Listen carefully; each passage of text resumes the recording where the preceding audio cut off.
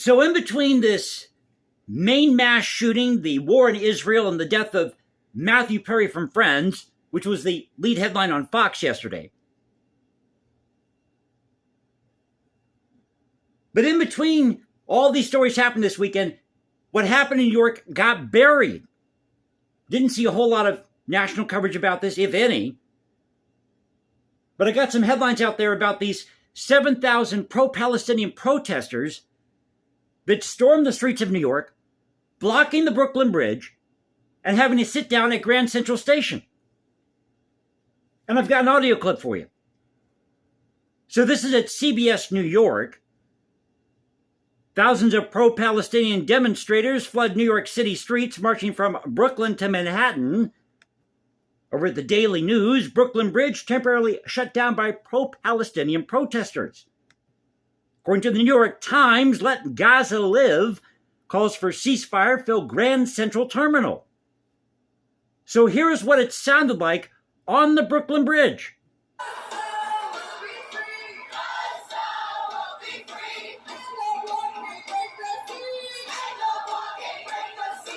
Da da da da da da da da da da da da da. Aren't you tired of these protests and these stupid ass chants and their cheesy slogans? They're all for freeing Palestine, free Gaza. How about freeing the hostages which are being held by Hamas? All these Israelis who are being attacked by Hamas. How about freeing those people? Now, yes, I'm pro-Israel, but I also understand that Israel is not perfect. They've made mistakes, as any nation on earth has. No nation on earth is perfect.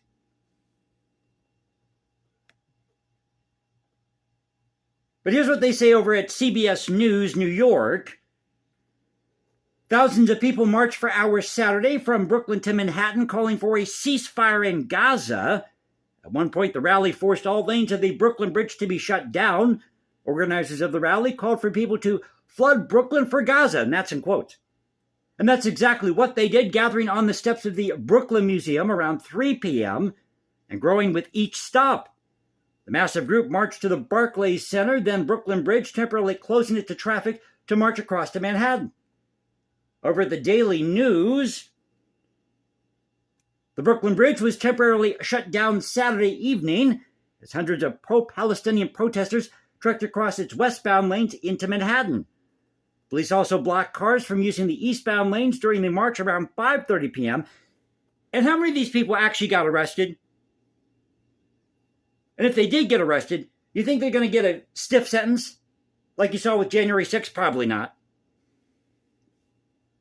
And did you see this clip of the guy out there, pro-Israeli guy, who was shouting at this crowd on the Brooklyn Bridge, I think it was? Give him the double middle finger.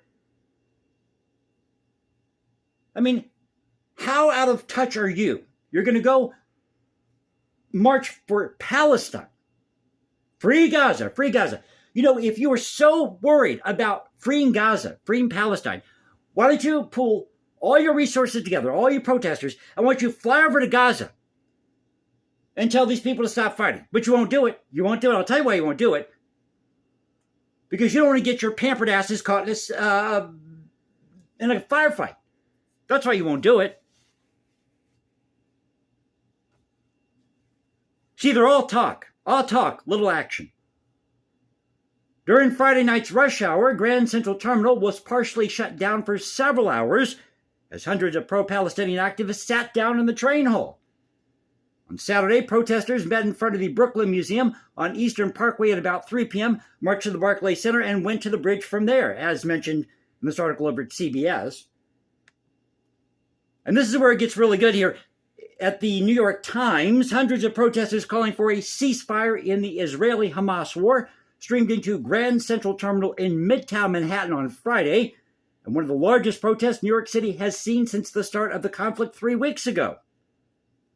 The demonstration, organized by Jewish Voice for Peace, remember them? They were the ones that were sitting down at the Cannon office building in D.C. But that wasn't an insurrection. No, these were just people protesting, expressing themselves. We have to give them room to protest, to loot and riot. This came as Israel ramped up its military operations inside Gaza. Protesters filled the train station chanting, "Ceasefire now and let Gaza live." Most wore black shirts that read, "Not in our name." One police officer estimated that there were as many as 1,000 protesters. Steve Auerbach, a pediatrician in the city, said he was concerned about the children caught in the middle of the conflict. Quote, "This has to stop," he said. Calling for a ceasefire should be considered a mainstream normative position. Well, so should making sure that Hamas is not killing Israelis. But the international, and I've got to give my hat off to the Czech ambassador, the ambassador from the Czech Republic, who stormed out of the UN the other day because they weren't mentioning Hamas, I guess, in this proposal or charter, whatever they were coming up with at the UN. This dysfunctional body that should have been disbanded a long time ago. And they said, we don't need to be a part of this. You're not going to acknowledge what's going on in Israel? All these people that were killed by Hamas? Then we no longer want to be part of the UN, and they're encouraging other countries to do the same thing. Just back out of the UN. That's exactly what you people should do. Just back out of the UN. Secede! Secede, damn it, from the UN. Which is in New York City, by the way. And New York City should step in and get rid of the UN. It's in your state, it's in your city. You have every right to just disband the damn thing. Banners declaring Palestinians should be free and Israelis demand ceasefire now were unfurled over stairwell banners in the terminal. Quote, "I don't believe in this war," said Rosalind Pacheski, 81, a member of the Jewish Voice for Peace, who was later arrested. Sumaya Awad said she wanted the U.S. government to follow the guidance and the wants of the majority of Americans. Well, I'm pretty sure that the majority of Americans don't want Israelis or Palestinians being killed. And they want this issue with Hamas to stop. See, at least Israel's doing something about this. You may not like how this thing's playing out, but at least Israel's doing something about this. Somebody's got to go after these terrorist organizations. They got to put an end to this. Again, Israel is not perfect. It's made mistakes. So is the United States. So is every nation on earth. But Israel, the people of Israel, the Jewish people have a right to exist. And you're not going to get anywhere by shouting, "Israel to the sea, Palestine will be free." That's not meeting people halfway. Quote, "We're here engaging in civil disobedience to make it clear," civil disobedience, insurrection, "to make it clear that we want the bombs to stop falling," she said. Again, you should just pull your resources and all you should fly over to Gaza and tell these people to stop fighting. The protest disrupted the evening commute for thousands of people trying to make trains home Friday evening. Commuters walked by, some pausing, others looking confused. No train delays were reported because of the protest. So that's what's going on out there. That's what happened this weekend. And did you see that they were trying to seek out for Jews or look for Jews at this southwestern Russian airport? These pro-Palestinian protesters? These people are sick. They are mentally ill. They need help. Instead of marching in the streets, why don't you go and do something about this? As I said, get on the plane, pull your resources, and go over to Gaza and tell these people to stop fighting. But they're not going to do it because they're too damn pampered and they're all full of hot air. So I hope you enjoyed the video. If you did, you know what to do. You can also follow me on Instagram, #JasonComposes, because I write music in my spare time. And don't forget, folks, these people who are part of Jews for Peace, or If Not Now, are probably the same people who are part of BLM, Antifa, Occupy Wall Street. They're all cut from the same ultra-left activist cloth. Make no mistake about it. They're all cut from the same ultra-left activist cloth.